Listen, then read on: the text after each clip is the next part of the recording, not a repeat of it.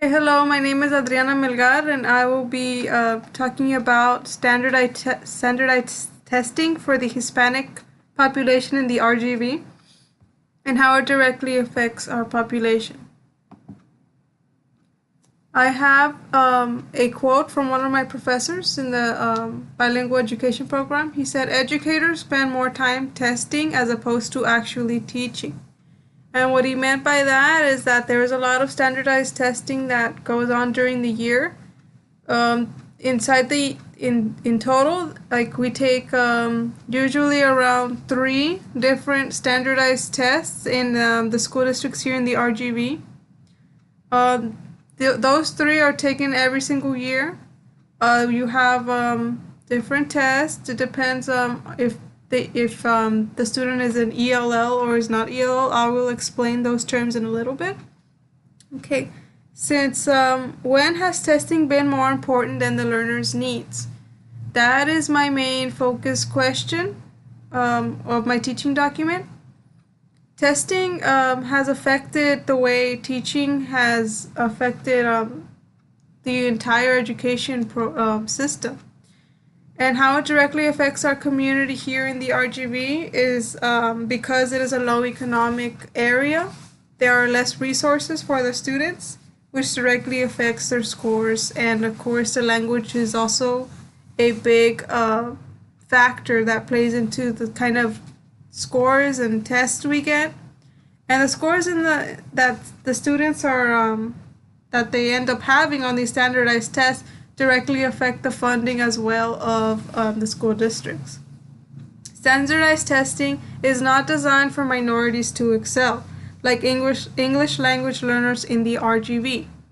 What I mean by this is in the RGV, the majority is a Hispanic or they're English language learners. They don't speak English at home, or they first learned Spanish and then they learned English when they were barely growing up, right? Okay, here in the RGB, the majority is Hispanic, like I just said, and we are minoritized because of where we live, right? The RGB is an area, as we know, that is located near the border of Mexico. And the type of test we take here in the RGB, it all depends on the school district, right? The school district decides which standardized tests and we take here and what grade level will be taking the standardized test. Standardized tests, I know it sounds like a big word, but it means these are high-risk tests. We call them high risk because it determines whether the student will move on to the next grade. Some standardized tests that you may be familiar with are the STAR exams. They also used to call them the tax test or different names, right? It has been changing depending how old you are, which ones you used to take on the yearly basis. It's usually at the end of the year, and it determines whether the student will go to the next grade level or they will have to retake that grade, right? Another standardized test are benchmarks. I remember when I used to be a student, I would have to take one benchmark once a year. And now the benchmarks are 3 to 4 times a year. It all depends on the principal that you have and the grade level as well. There's also other standardized tests called TELPAS. Now, the TELPAS is a standardized test specifically for English language learners. English language learners, like I said previously, they are students that their first language was probably not English. They probably learned Spanish as their first language, and they are learning English. And they need to take the TELPAS in school every single year. And the TELPAS tests their comprehension, their fluency, if they're literate in English. It tests if they're stronger in Spanish or stronger in English. the teacher must give this test to the students to monitor how much they are learning every year. Unfortunately, because every single year a student has a different teacher, it is graded differently, and sometimes the data is not constant. Sometimes the teacher grades the tail pass a different way as the teacher before. So the data is all over the place, and really the scores that teachers have for these standardized tests are very important because it determines how we will be teaching and writing lesson plans for these students that are learning English, and their success and their literacy in English will be directly affecting how they do on their standardized test and their grades, and if they are going to have to repeat it or not. Like, it's very important to monitor their language, right? Okay. It is a state requirement that students must take standardized tests every year, starting from elementary to high school.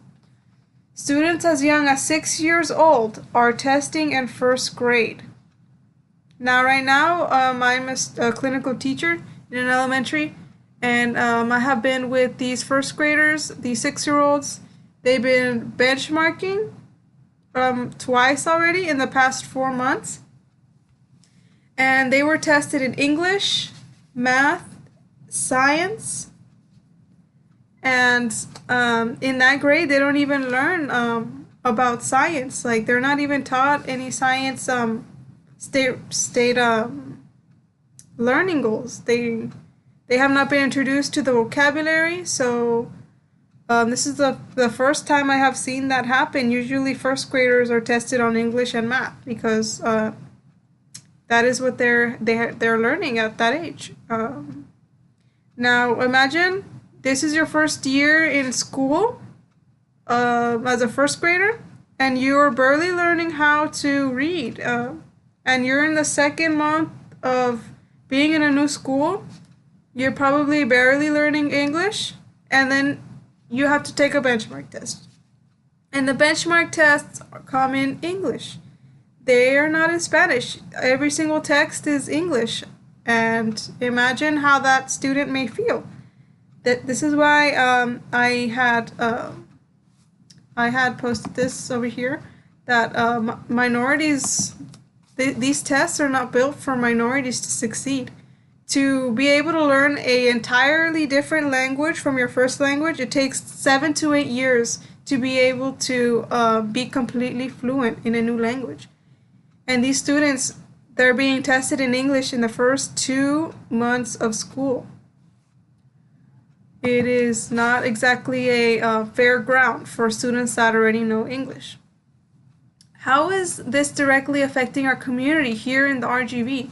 Standardized tests, like I said, were not designed for minorities to excel, like the English language learners of the RGV. The language barrier becomes a significant disadvantage, especially when a learner's first language is not English. Because schools in the Rio Grande Valley, right on the Mexican border, because the school districts are so near the Mexican border, the population of the public school students are Hispanic and they speak Spanish at home. Some students may come in bilingual in their first year of school, and it's probably because their first language was was Spanish, and then their parents were able to teach them few words in English to be able to survive, like day-to-day words in English, but they don't have the academic vocabulary yet to be able to express themselves and their feelings. And that is what you see commonly here in the school districts. These students come in, and the teachers expect them to be speaking English. The districts expect them to be excelling in their standardized tests. They expect them to come in already knowing how to read, and that's not what's happening. English language learners, the exact definition of it is when somebody speaks a language that is not English at home. ELLs make up the dominant population of students in the RGV. but like there are no school districts that have certified bilingual teachers to be able to cater to these students' needs. These students, not only are they learning new concepts, not only are they learning how to read, not only are they learning how to count and do math and everything else you learn at school, they're also learning a second language. And these school districts are not providing the tools for these students to be able to succeed in class nor in the standardized tests. There is only one school district here in the Rio Grande Valley that does follow a dual language bilingual program. Now, this dual language bilingual program nurtures the first language. So they make sure that the students are coming in that speak English and Spanish, that they finish developing their first language, whether it be Spanish or English. They need to be fluent before they learn another language. It is easier for somebody to be completely fluent in one language and then learn another language, because all they need to learn is a new vocabulary, a new word for what they already know. Now, if a student is not completely fluent in one language, like if they did not learn how to read in Spanish, but they are great at expressing themselves and their feelings and what they need, and then right off the bat they start learning English, but they never learn how to read, well, that student is going to struggle in Spanish and in English. It is very important for the learner to learn their first language before learning a new language. There is a lot of beliefs, a lot of these beliefs, misconceptions. They've been going around for a long time, that bilingual education can confuse students, that it may stop their growth in learning, that it will stunt their intellect, like what they're going to be learning. But these are all misconceptions. They have been disproven. Factors that negatively affect students' performance. School districts in the Rio Grande Valley are full of economically disadvantaged students. Now, economically disadvantaged students are students that they probably have one parent. They don't live in the suburbs. They probably worry about what they will be eating the next day, or if they have any food when they come from school. Their parents probably don't have a car. The Rio Grande Valley is not exactly an economically privileged area. Why is this important? Because if a child is hungry, if a child cannot sleep, if they don't have a place to sleep, if they're constantly stressed because of this, because they're economically disadvantaged, they cannot perform. They cannot learn as well as a student that doesn't have to worry about those things, that they have food in their stomachs and they're wide awake. That's not the case for these students. So yes, if a student is economically disadvantaged, that directly affects how they learn, and it directly affects their standardized tests scores. And economically disadvantaged students usually live in areas where the school district has very low funds. There's very few and old schools. They probably don't have the technology that a area with economically advantaged students have. Here in the valley, in Edinburgh specifically, I don't see many tablets or new computers in the elementaries. And they're usually, the schools are very old buildings. There's only been about 2 new schools here in Edinburgh that they're 5 or 6 years old. The rest have been around since before I was born. Compared to other school districts that they open like 5 or 10 every year, every a new elementary, that just shows how low the funds are here. In the state of Texas, students are not allowed to have any standardized tests in their native language once they are in middle school. So the reason that schools don't don't ask for access for standardized tests in Spanish, or because they usually don't want to go through the trouble, or they don't want to be labeled as a school that has all ELLs. They just want to kind of have a test that will be all in English, and they won't have to worry about having a separate room for that student. So they don't request standardized tests usually for Spanish students. They make them take the English tests. Now, legally, the students can have a request to have a standardized test in their native language, like in Spanish, for example, until they are in middle school. Past 8th grade, they can no longer have their standardized test in Spanish. A teacher can't request for a student to take the standardized test past 8th, past 8th, 8th or 7th grade.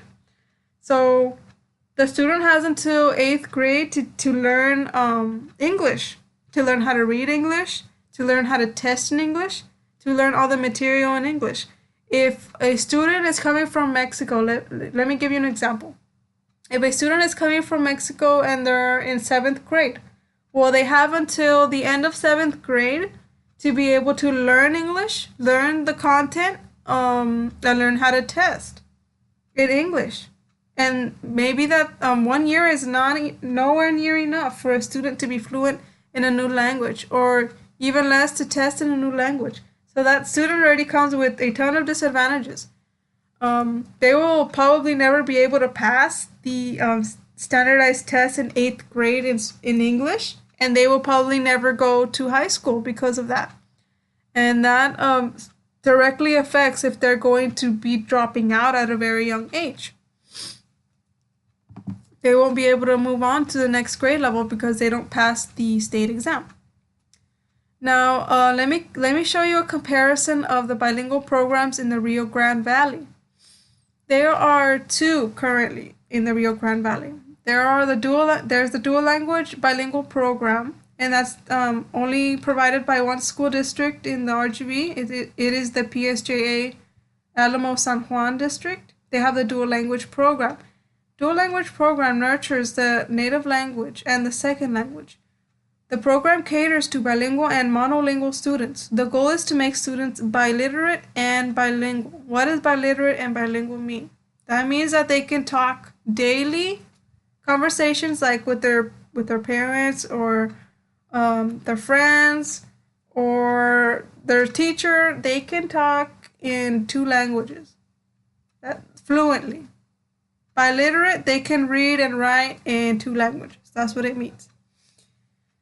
Now, PSJA is very special because they go out of the way to hire bilingually certified teachers in all grade levels.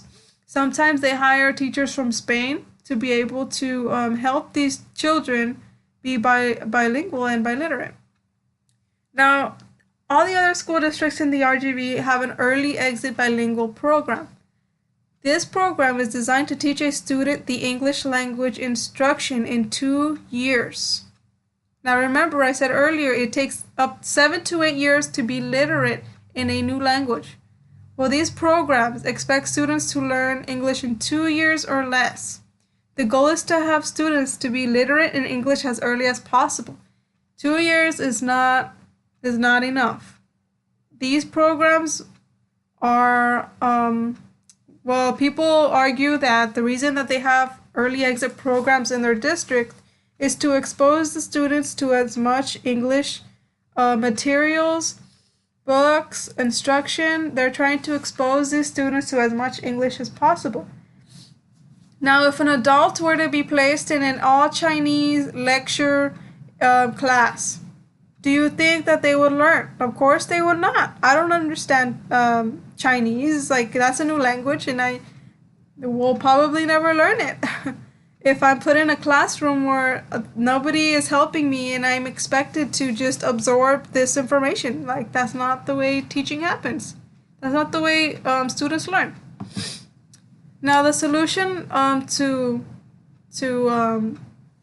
to all these issues, it would be we would need more dual language programs in the Rio Grande Valley, and we would need to change the standardized testing laws. Allow students to take tests in their native language from kinder to 12th grade. I don't know why principals don't offer and tell their parents of the students, hey, look, if your student has not learned English, they can take the test in Spanish, right? I mean, it would be a lot more fair and this test would be a lot better if the students weren't forced to learn a new language and learn how to test in less than 2 years. Like that the equality for ELLs and the students that are here in the valley, it's very low. Like these students probably have a very, very low chance of seeking a higher education because of the way a standardized test directly affects their future. Okay, that was my lesson. That was my teaching document. I hope you enjoyed. These are the citations I used. Thank you very much.